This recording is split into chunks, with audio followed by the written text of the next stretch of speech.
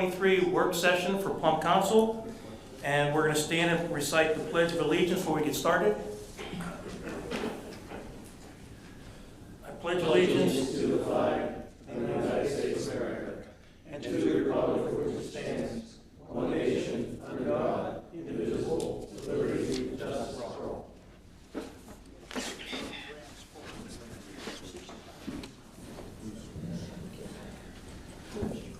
Okay. The first item this evening is the Autumn Ridge Streets acceptance. The ordinance has been advertised for the acceptance and dedication of the streets for all phases of the plan. The inspections have been completed, and the recommendation is to adopt the streets and infrastructure in the plan. Is this just streets or just streets and infrastructure? There's some easements. The ponds will be owned and maintained by the HOA. Any questions or discussion? Yeah, do they follow the same rules as we do as far as maintaining them? Sure, they have to comply with the stormwater ordinance, so if they don't maintain it, they will receive a violation notice for that. We still expect those, right? Even though they maintain it, we do expect them? So we do, for our MS4 permit, we do, on a 5-year cycle, we do inspections. We have been doing inspections every year, trying to play catch up, but certainly, we'll probably be there after adoption within the next year to take a look at that. But the DEP looked at that and gave final approval to the way those ponds are built. Yeah, I'm saying that because it's not so much, I'm glad they've been built as they're supposed to, but, if they're not maintained like they're supposed to, they lose their effectiveness real quick. Agreed. That's all. Just, we are the ones that are going to inspect it, and if we do see anything wrong, they will fix it. That is correct. Okay, thank you. Does the HOA know, not to be the bad guy, but do they know that they're the ones in charge? They're not going to come back in a year or two? Oh, we didn't know. I haven't talked to the developer about that. They have to present that to them. They have to dedicate that to them. I will follow up with that question. I mean, that is always one of the problems with these HOAs taking over this type of infrastructure is that, they don't typically, A, know that they are responsible for it, and B, know what to do once they accept the fact that they're responsible for it. The MS4 procedure. I mean, we do, they will get notifications. The ponds will be inspected, and they will get notifications of any violations if there are any. The real problem comes in sort of getting them to do the work. That's where we have to constantly chase and get the conservation district involved. There are 3 over there? 3 Ponds. And they all seem to run together there. I mean, there's a small one up in the front, and then the other 2 are separated. There's no more than 3, no less than 2.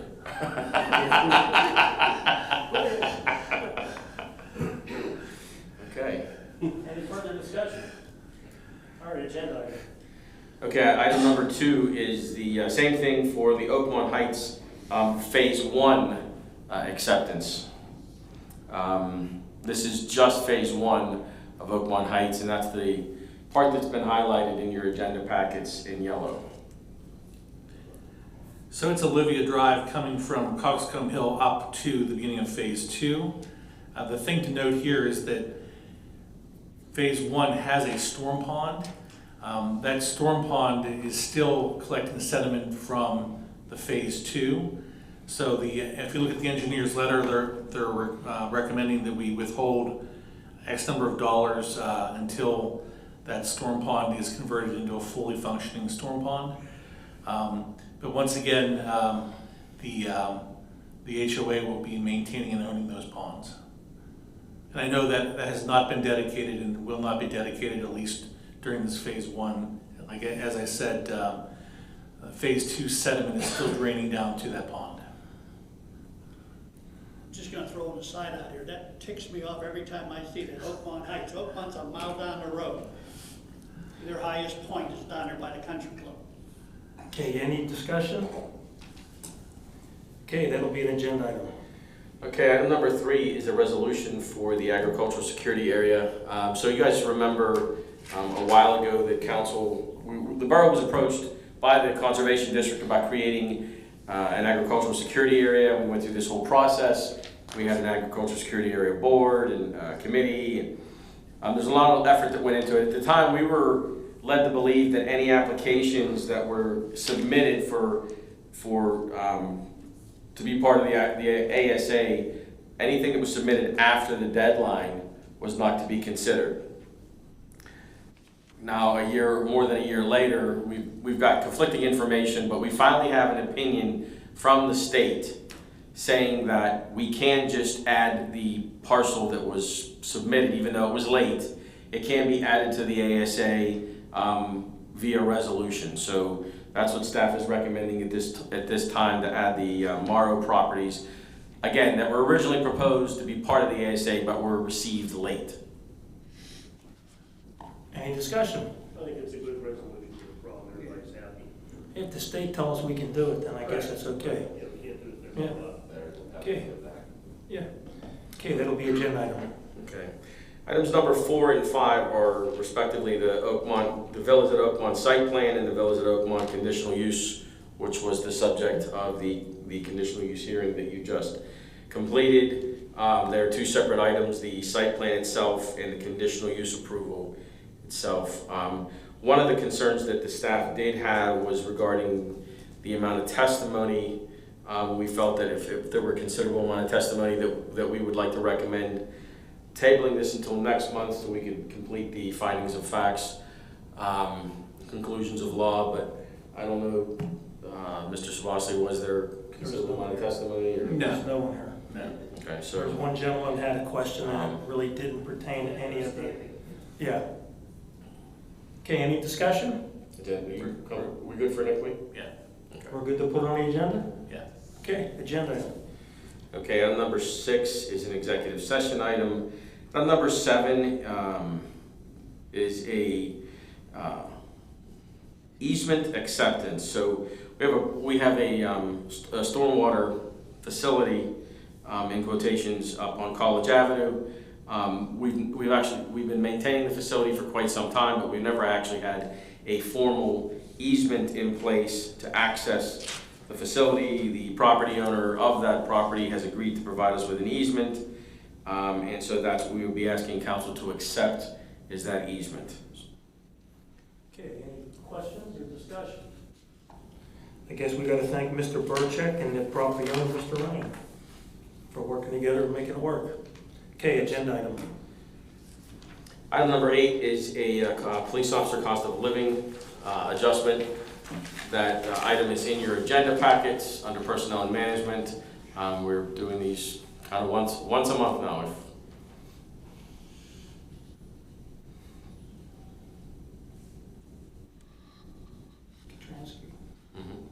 Okay, any questions or discussion? Okay, agenda item. Item number 9 is the DPW office manager job description. This is actually 2 separate. When we originally began discussing this, it was just one job description, but we were able to get them both done. And if you'll bear with us, the job description itself, the essential functions and all of the requirements of the job description are, we feel, finalized. However, it's the titles that we're not really certain of. The first one we have is Senior Executive Assistant for the Department of Public Works, and then we have Executive Assistant for the Department of Public Works. We may be, between now and next Monday, if council is comfortable with it, we may be toying a little bit with those titles, just because they sound somewhat odd. Okay, discussion, questions? Why couldn't it just be administrative assistant?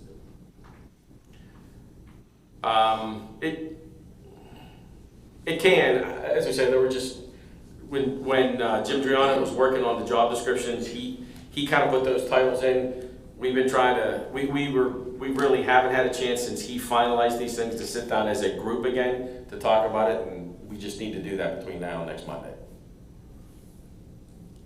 Any other questions or discussion? Okay, agenda item. And that will be 2 separate items, one for each job description. Item number 10 is also an executive session item. Item number 11 is the volunteer fire department equipment repairs, the reimbursement request that you received.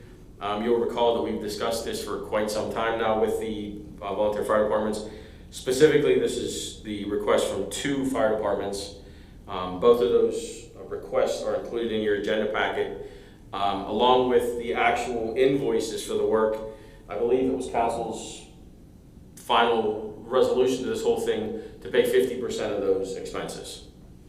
So the motion would just be to pay 50% of those expenses. And we obviously would have the actual dollar amounts in the motions. And then, excuse me, from the previous chiefs meeting a couple weeks ago, we discussed this, and we had discussed this before the meeting, and everybody was sort of okay with this. And moving forward, I think I told them anything over $10,000 going forward needs to have council approval prior to the repairs. Start work started. Yes. And anything below 10,000, they could get that done and then just submit the bill. But right now, we're looking at, I think Logan's Ferry was like 26,000, 20,000. And that was due to that work to that Supin water carrier that was messed up from the beginning when it got manufactured. And then the Unity one was, I believe, the ladder truck. Due to the age, there's been a bunch of issues with it to keep it on the road. And I know we discussed this as a council, since we're not moving forward with new purchases, that we need to help them out with their repairs since going forward. Probably gonna be a few more coming down the pike. Okay, any further discussion or questions? Did we send in that letter? Yes, we sent them the letter that everybody approved. They get all this in writing? Yes. Okay, nothing further, there'll be a agenda item. Okay. Unit looks like fairly cheap as compared to just normal. Yeah, I mean, well, Logan's Ferry, they had to have the I think the back end rebuilt. They had to have that whole water tank redone. And I mean, the way that it was put on, it wasn't put on correctly the first time. Yeah. So they had more major work to be done to get the truck. It wasn't safe to be on the road. So they needed to The do it. manufacturer didn't take any liability for this? We should, we should Yeah, discuss. that's not to be discussed here, All but right. yeah. Okay, that's an agenda item. Okay, item number 12 is the building rental policy updates. You'll recall that when we started talking about this policy, we talked about there's probably going to be a number of modifications once we put the initial policy in place. So some of these things are sort of changes that staff is recommending, and some of these things are items that we actually hadn't even considered that have come up since we started renting the facilities. If you look at the policy that's in the agenda packet, we've identified the proposed changes in red, as well as some deletions. I think there's just one maybe in the policy, so that you can still don't have to go through the whole thing, so you can kind of focus on what the changes are. So the first change for the banquet hall was that, and this was something that we didn't discuss previously because no one had asked and it didn't occur to us, but people were asking to bring in their own personal tables and chairs and things. And, you know, most times people are going to bring in a table that's a new table, there's nothing wrong with it, but we don't know that people are going to be bringing in older tables with no protection on the legs and start damaging the floor, and a lot of different reasons. So we've been telling people no, and so we thought it was important to update the. Now, if somebody brought in a special chair for a wedding or a shower or something like that for the bride to sit in or something, we'd certainly permit that. But if somebody wanted to bring in like wholesale, I want to bring in 60 chairs, that was really more intended to prevent that. Or, obviously if somebody needs to bring in a high chair for a child or something. Okay, any discussion or questions? Well, there was a whole, would you guys like to go through each one of these, or would you just like to look at them at your leisure, and you can email us if we have questions between now and Monday? Well, let's take a few minutes. Everybody just peruses through it now. We eliminated the deposit because the way that our booking system books everything with your credit card, we don't necessarily need to take a deposit because the system is set up that if there are damages, we can bill the credit card again. So we felt that adding a deposit on top of that, a hold on the credit card was, especially since some of these people are renting this thing 24 months in advance. We did add the banquet hall can be booked. The banquet hall can be booked up to 24 months in advance, and that all rentals to staff members require. All rentals require a staff member or recreation assistant to be present. The question came up, if a staff member, if an employee rents it, does that mean that they have to have a staff member there? And the answer is yes. Who pays for said staff member? Is that? It's part of the rental fee. Yeah. That's understood, or we didn't put that in writing? No, it's part of the rental fee calculation. Okay. We did change the hours a little bit, just because people were wanting to rent especially the banquet hall a little bit later. And we went round and round about this on the rental of the banquet itself. The banquet hall, we're recommending that it just be defined as a 12 consecutive hour rental. The reason for that is, we originally said that the policy originally said that the rental time is any time from 8 a.m. to 11 p.m. So of course, people are like, well, I want to get in there at 8, and then I'm going to come back at noon, and then I'm going to come back at 4. Like, it was getting very difficult to manage. So we said, look, the full day is 12 hours. If you want to rent it from 8 to 8, because we have to have staff here, and it's kind of hard to get staff present if they're going to go home, be here for 2 hours, set up, come back, go home again. So that's why, after many hours of discussing this, we felt that the best way to do this was to allow the renter to define the 12-hour time frame, and that's the time they can have it. I believe that was the other thing that we hadn't really thought about is with the summer months and opening up the garage doors, we hadn't really said where you can take alcohol outside, because obviously you can take alcohol outside, but where outside can you take it? So we wanted to restrict it to the patio and sidewalk areas only, and specifically that it's not permitted in the parking lot areas. And we're gonna put signage up to reference that. What about like on the amphitheaters? What they going to put out there? Well, what we're gonna do, so the amphitheater will be permitted, but what we want to do is prevent people from sitting in the parking lots, like going to their cars and drinking at their cars and things in parking spaces. No class nor work. Yeah, so we just didn't want, no matter what, people having glass, champagne glasses, wine glasses, stuff like that. You can get very nice plastic wine and champagne glasses now. So we're done with the gymnasium. The gymnasium, we didn't have a limit for how far it can be rented out. Now we are suggesting it's 12 months. We felt like in talking to a number of groups that might rent the facility, and even some other communities, that's sufficient.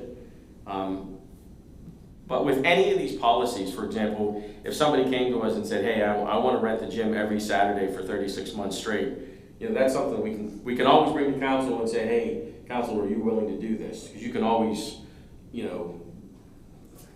amend your own policy, so to speak. And so one of the things that we've been telling people is they go to rent the facility if something that they want to do doesn't fit into the policy. If it's something that's reasonable, we can certainly just bring it to council's attention and say, hey, they want to rent the banquet facility, but they want to rent it, 36 months out. Our policy says only 24. You can allow that. And all rentals requiring a staff member to be present. We'd already discussed that, but we actually hadn't put it in the policy yet. Ongoing rentals must pay the first month's rental payment and subsequent charges on the first of every month. So for a group that wants to rent, for example, we have a volleyball organization that wants to rent it fairly consistently for an extended period of time. The question came up, do they have to pay, how often do they have to pay? When do they have to pay? If I want to rent for the next 12 months, do I got to pay 12 months in advance? So that, and the answer was obviously no to that. So that was what we came up with, was if they're going to rent it on an ongoing basis, they just have to pay. Their spot, to continue to preserve their spot, they have to pay by the first of the month, each month, for that month's rentals. And we accept all payment with credit cards, right? It doesn't have to be cash. It has to be credit card now. Okay. We were just clarifying the party room was just 4 tables and 16 chairs because people were moving them between party rooms.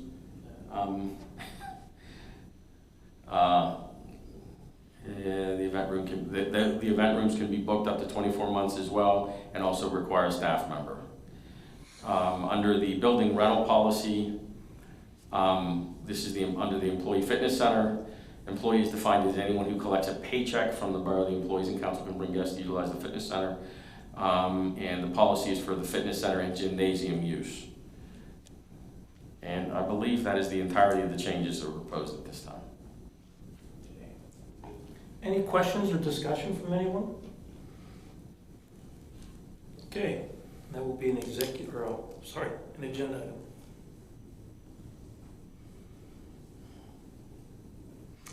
So item number 13 does not need to be an agenda item for next week, but we are just bringing this to your attention that County Hauling is requesting a fuel adjustment again this year, based on their interpretation of the language in the contract and the fuel prices as reported by the Federal Department of Energy. They believe they are entitled to a $20,000 a month increase, so about $250,000. Dave and I are looking through the.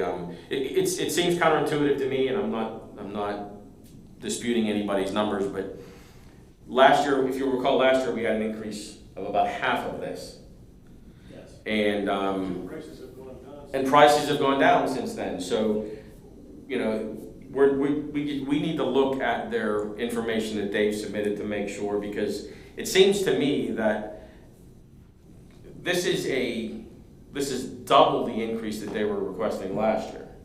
And fuel prices have not doubled since last year. In fact, I think they've stabilized or gone down. So Dave and I have some work to do, but again, it's not an agenda item for next week. We just wanted to bring it to your attention that they are raising the question. They did get it to us late anyway, because they should have done it by, what was the date, Dave? They can start at March 1st. March 1st, But the third contract year started June 1st. Can I ask a question? How is, I know County Hauling started a little rough, they had a little rough start here with some trucks breaking down and stuff right away. It seems like my sense is, it seems like they've leveled out. Is that true, or are they just a nightmare for you guys? They've been fine for me. I mean, our neighborhood, they seem like they've done well. Yeah, my neighborhood, my day's Monday. I don't think anybody has had any issues that I know of. They're always a day late if there's a holiday. Yeah, I mean, I haven't encountered anything. Yeah, Dave, I think the honest answer is that, we've told them this too, that we believe that their customer service center is just not as effective as it should be. And, since Lorinda came on with us, she's been keeping a spreadsheet of all the things that we've had to do. The goal is to have the residents contact their customer service center, get the answer, and we don't have to be burdened with that. But the residents aren't getting the responses that, they're told that a truck's going to come back to pick up something, and it doesn't happen. People don't call back. So we've been pressing that issue with them. And then I think it's a mixed bag as far as, I think where I live, I don't have any problems. What's their contract up? When's it up again? So we're starting year 3 of 5, and then years 6 through 10 are option years. And Mike, correct me if I'm wrong, I think those option years have to be agreed upon by both sides. Correct. So even if we wanted to continue in year 6, they would have to agree to it. So well, I would ask for the council meeting, or maybe next month, if you could give us all the complaints that are coming in that we haven't seen, because I'm not aware of any. I'm not on social media though, so I know a lot of people go there and they post their stuff. But if we could get something, I'd like an idea, because, my thing is, I'm thinking everything's running pretty good right now. So, go ahead, Mike. I was gonna say, so almost every garbage complaint that comes in gets put into Borough Connect. So you can look at the complaints. Again, they're not, so I shouldn't say not every complaint. The people calling about missed pickups and specific customer service items like that get put into Borough Connect. So you can look at, and they're specifically classified. If you go to the Borough Connect report in your agenda packet, they're classified by code enforcement, garbage, infrastructure, other police. So you can see them, and you can actually look at them. You can actually. What's that on there? It's a Borough Connect. Borough Connect, right there. Yep. Garbage. You can see, and you can, if you. Now it's kind of hard to. Okay, so is this by month? This is just for this month. Okay, so For May, for May, So so the we've previous had month. five issues, and all 5 have been closed. In May. In May, correct. Yes. So is that pretty typical of what we used to get, if you, from the top of your mind, from Republic? I don't remember getting any complaints from Republic. Okay. So, Okay, something to keep track of then, okay. So All right, so take a look at that, that doesn't have to be an agenda. the other question I would ask is, they came in as lowest bid, correct? And Lowest responsible. lowest responsible, yeah. And so at this point, they continue to hit us with these increases. Are they past their lowest bid? So are they backloading us? Like basically, Well, the way we put the bid out with the fuel language is, say it's a risk, right? So what we do with the contract when we put it out for bid is we put in language in our contract that allows any bidder, any successful bidder anyway, that after they've received the contract, they can adjust fuel prices based on the volatility in the fuel markets. So in theory, anybody that would have been the low bidder would have been able to do this based on the price of fuel. right. We do that because if we don't put that in there, then bidders, when they're talking about such a volatile market like fuel, and they're looking at a 5 and 6 year contract, they have to make a lot of guesses about where fuel might be. So they're going to all get cited. So we only get 3 bidders on average, and if they're all going to be very, very high because of the uncertainty around fuel, having that language in there in our bids and our bid specs gives them some ability to give us tighter bids.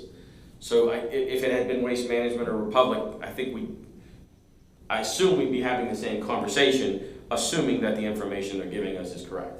Like, we have records on our public works fuel consumption, right? Yep. So we would be able to find out the price of fuel. So the contract specifically lists a specific Department of Energy website pricing for fuel. So that's the only way to do it fairly, right? So all bidders know that's the pricing index that we're going to be looking at, and we know what to expect to, and we can check it. And that's So- all we pay them is that increase. We don't pay them that plus whatever, No, there's a fuel surcharge increase. That's it. If we agree, with it, we did this last year. It cost every homeowner a dollar a month, I think, $1 a month because of the fuel surcharge. Again, not an agenda item for That's this one. not an agenda. Item number 14 is a 2023 intra-fund transfer. A lot of times we'll do inter-fund transfers from capital equipment to general fund and street improvement to stormwater, different things like that. This is actually just an intra-fund. It's all within the general fund. However, it's a very large transfer. It's $35,000. So we just felt that for auditing purposes and for record-keeping purposes, that we would handle it like we do with the inter-fund transfers, just so council can approve it via council action. It is not an increase, it's not a budget impact, it literally is just moving $35,000 from one line to another. Any discussion or questions? Okay, agenda item. Okay, item number 15 is the independent audit. We have an agreement with Meriducal for auditing services. The option years in the contract for both the borough funds and the tax collector's office are both included in the same agreement or contract. So the option years, so the audit that Meriducal is doing right now is the last of a 3-year contract net of these option years. So the question for council is just very simply, do you want to take advantage of the 2023 and 24 option years in the contract, or would you like us to get new pricing for those years? And we would do a 3-year or something similar, like a 3-year contract with option years as well. We wouldn't just do it for those 2 years. The pricing is pretty, it's not going up very much, it's like $1,000 for both years of fixed, so I would just, I continue with it. Yeah, I think they do a good job. Any other questions, comments? I think their track record with us has been excellent, so they did their usual good job at the Yeah, I think they're very thorough. center, so yeah, they're reputable. Okay, agenda item. And just so we're clear for the motion will be to accept the option years. Yeah. Final item on the public agenda is the 2023 Watershed Restoration and Protection Grant. Staff is, planning staff, I should say, community development, excuse me. Community development staff is working very hard on putting together yet another grant application. And I would like to just take a second and just point out that, I don't know if you guys have taken note about how many grant applications community development has been putting out in the last 2 to 3 years. We're talking, hundreds of thousands of dollars in grants that they've been able to get for the borough in the last 2 to 3 years alone. But in any event, this is another grant requesting $117,000 for the maintenance and improvements to 2 storm ponds. Dave, do you know? Yeah, so are they in? one is in Cherry Springs, the Cherry Springs housing plan, and the other one is the Meadow Hill Village housing plan, which is the one street, Leanne Court, right off of Old Leechburg Road, right at the top of Stotler. It does, yes. No sign, but it does have a name. Questions or comments? Nice job. Okay, agenda item. We do have a couple executive session items to discuss with council, but other than that, that's all we have for the public.